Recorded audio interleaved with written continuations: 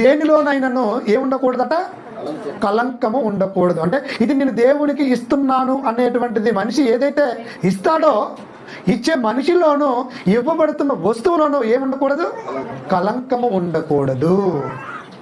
కలంకము అంటే ఏంటండి? కలంకము అంటే మచ్చ అంటారు, డాగు అంటారు, ఇంకేమంటారు? ఇలాంటి పదాలతో మనం పిలుస్తూ ఉంటాం. కలంకం అని దేవుడు రాయించాడు. దానికి అర్థం కలంకం అంటే మన జీవితంలో మనం దేవునికి ఏదైతే ఇవ్వాలనుకుంటామో ఇస్తున్నది వాటిలోనూ, ఇవ్వబడుతున్న నీలోనూ అంటే ఏ లోపము ఉండకూడదు, కలంకము అనేది ఉండకూడదు.